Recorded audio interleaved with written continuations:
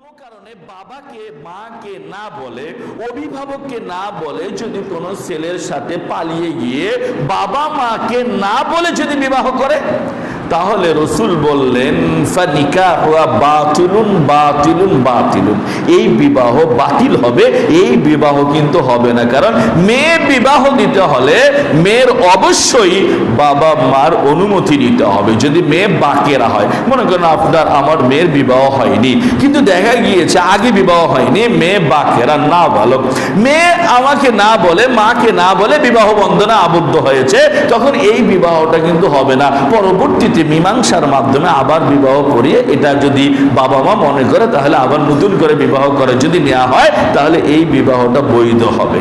এখন দেখা গিয়েছে আপনার মেয়ের বা আমার মেয়ের একবার বিবাহ হয়েছিল, এটা ডিভোর্স হয়ে গিয়েছে যে কোনো কারণে, সংসার এখন নেই।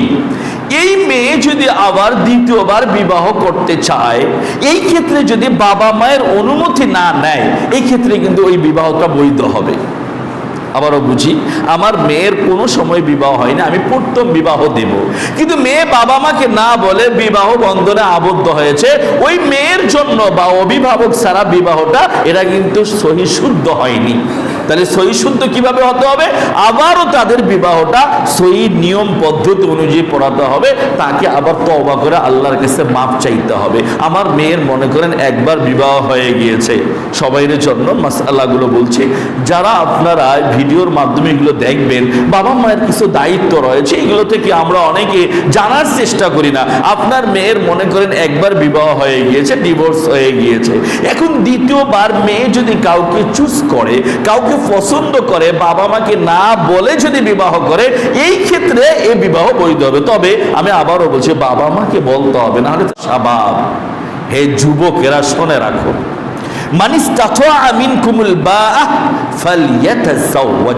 আল্লাহ নবী বললেন, হে যুবক ছেলেরা শুনে রাখো, যদি তোমাদের বিবাহ করা যদি তোমাদের সামর্থ্য থাকে, তাহলে বিবাহ বন্ধনে আবদ্ধ হও।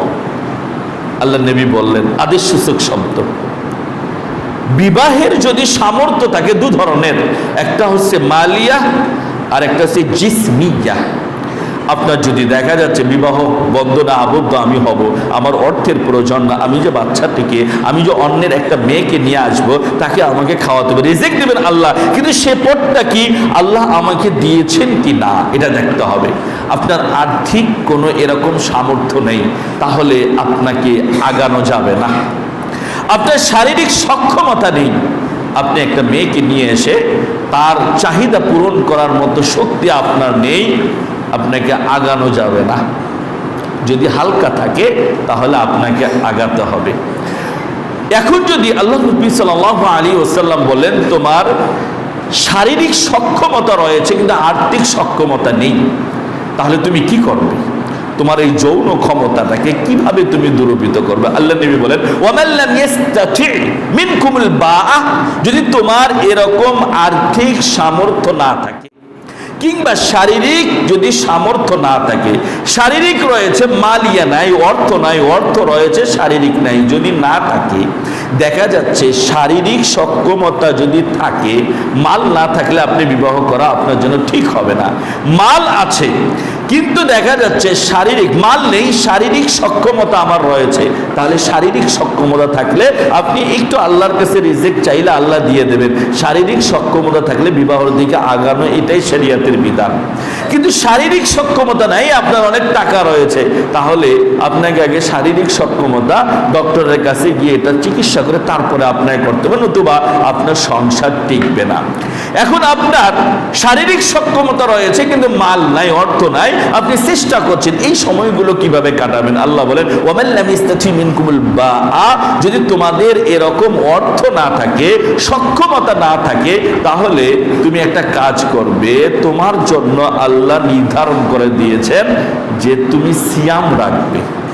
ফাইন্নাহু লাহু ভিজাউন, রাসূল বলেছেন যদি সিয়াম রাখো তাহলে তোমার যৌন ক্ষমতাটা সিয়ামের মাধ্যমে একটু দুর্বল হয়ে যাবে, তাহলে তোমার মাধ্যমে একটা অশ্লীল কাজ হবে না। আল্লাহ নবী বলেছেন যদি কেউ সময় মতো বিবাহ করে, ফাইন্নাহু আগাযুলিল বাসারে, তার দৃষ্টিটা নিম্ন দিকে চলে যায়, ওয়া আহসানু লিল ফারাজ, তার মাধ্যমে খারাপ কিছু হওয়ার সম্ভাবনা থাকে না।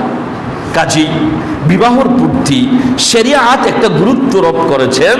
ছেলে যদি কোনো কারণে, বাবা মাকে বলতে হবে বিবাহর কথা, যদি ছেলে কোনো কারণে বাবা মাকে না বলেও বিবাহ করে ফেলে, তাহলে যদি করে ফেলে তাহলে শরিয়াতের দৃষ্টিতে, আমি বলছি না যে বাবা মাকে না বলে তুমি বিবাহ করবে, বাবা মা তোমাকে অনেক কষ্ট করে মানুষ করেছে, বাবা মাকে জানাবে, বাবা মাকে বলবে, বলে টলে তারপরে যে সিস্টেম রয়েছে মেয়েকে দেখার পদ্ধতি এটা অবলম্বন করবে। আমরা যেটা ভুল করি সেটা হচ্ছে সন্তান আমাকে না বলে ছেলে বিবাহ করেছে, আমি আর ছেলেকে বাড়িতে উঠিয়ে নেই না, না, তাড়াতাড়ি মিটমাট করতে হবে। ইসলাম কি বলে?